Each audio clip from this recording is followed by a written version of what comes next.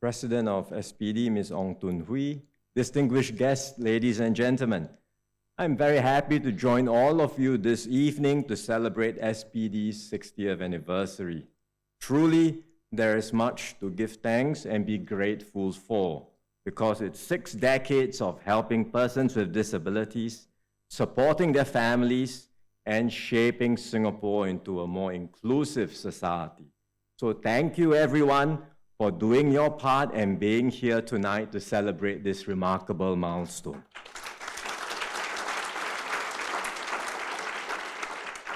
As you heard just now, when SPD was founded in 1964 as the Society for Aid to the Paralyzed, its focus was on helping people with disabilities find jobs. Over the years, SPD expanded its services beyond employment support. It gave out scholarships and bursaries to students. It provided skills training and helped them access more opportunities at work. It provided valuable rehabilitative services, including the use of assistive technologies. And this has opened up new possibilities for many to live, learn, and work independently. And more than 10 years ago, SPD broadened its mission to serve persons with all forms of disabilities, not just physical disabilities, and it has also been extending support to their caregivers and their families. Throughout its 60-year journey, SPD has always been looking out for new approaches to support persons with disabilities.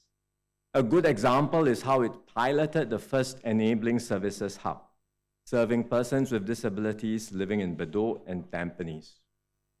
As the first provider of this service, there were naturally teething issues and obstacles, but SPD adapted and refined its approaches, and this paved the way for more hubs in other parts of Singapore. Today, SPD continues to play a vital role in improving the lives of persons with disabilities through all stages of their lives. Its services encompass early intervention for the young, employment support and training for working adults, therapy services, and rehabilitation and care. With its experience and expertise, SPD has also contributed valuable insights to the various editions of our enabling master plans.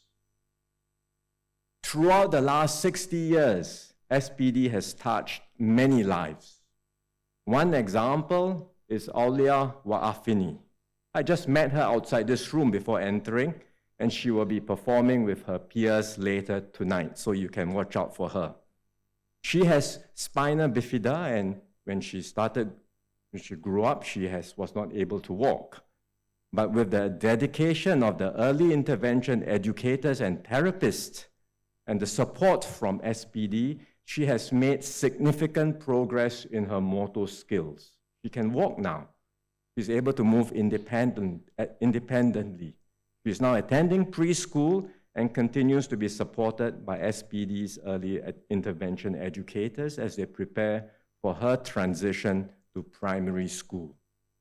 So the progress is remarkable, and for her family, what SPD has done is truly a blessing. Aulia's story is just one of many who have benefited from SPD's good work. Each story represents a life transformed, a potential unlocked, and a step towards a more inclusive society. And all this good work is possible only because of the hard work and dedication of SPD's staff and volunteers. There are many to mention, but I would like to give a shout out to Ms. Chia Yong Yong, who is here with us this evening.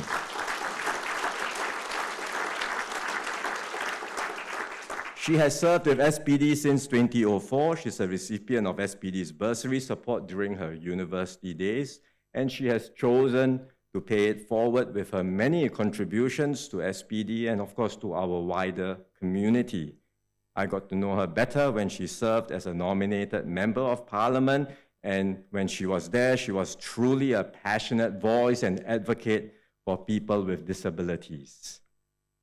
Of course, there are many others who have contributed, and tonight I would like to thank everyone in SPD, the board, management and staff, past and present, as well as the many donors and volunteers who are here, for all that you have done and will continue to do. Thank you all for your contributions.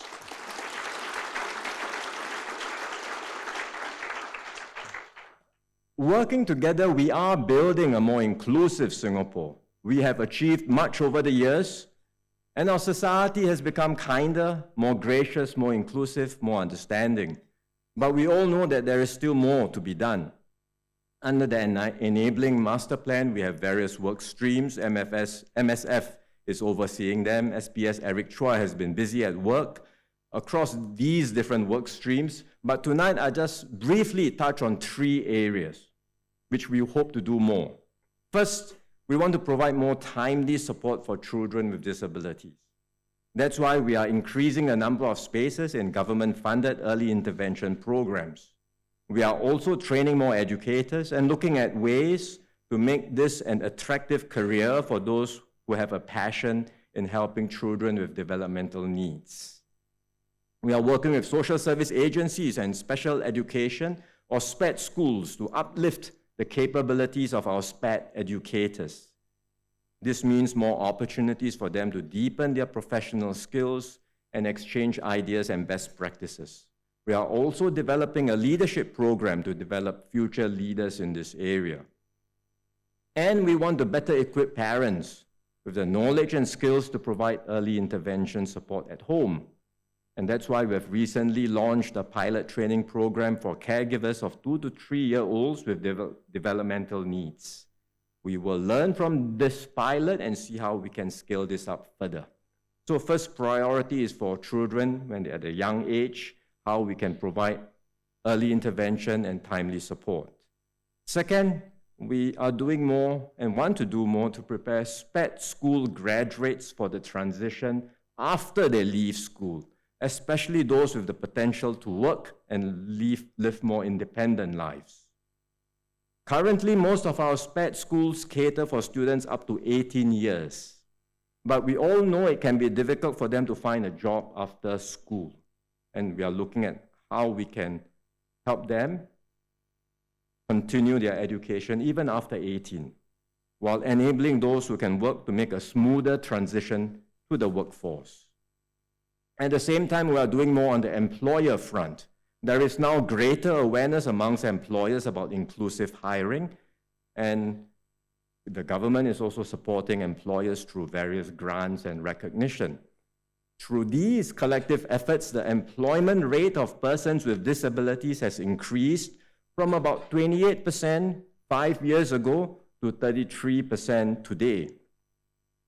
But there is still scope for us, all of us in society, to get more employers on board and to expand job opportunities so that we can further raise the employment rate to 40% by 2030. That's what we hope to achieve in a few years' time. Thirdly, we want to do more to support caregivers.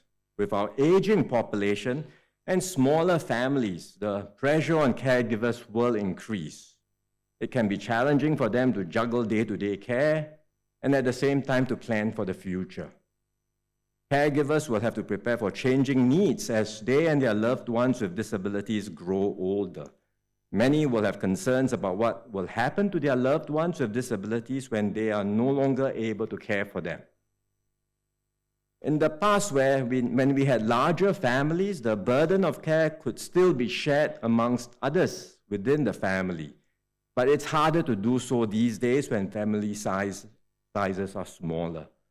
So we will need to find ways to better support and address the concerns of caregivers. And that's why we are studying how we can give more help to caregivers and persons with disabilities, to enable them to plan for their needs, goals, and aspirations, and to update these plans as their life stages and family circumstances change. We are also looking at ways to enhance and extend the range of support to enable persons with disabilities to continue to live independently in the community. We hope this will reduce the emotional and mental strain on caregivers by assuring them that their loved ones with disabilities can continue to live well in the community. So these are three broad areas that we are looking at: early intervention, SPED school graduates after 18, as well as caregiver support. And there are other areas as well. But more importantly, and most importantly, a truly inclusive society cannot be achieved by the government or even by community organizations like SPD alone. Everyone must do our part.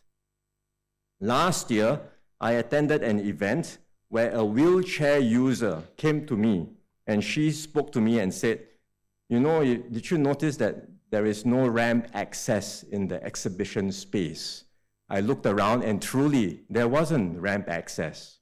The organizers had obviously overlooked this detail as they were rushing to get the event ready. It might not have been a big deal for the organizers, but it matters to people with disabilities, and it should not have happened. We can and we must do better.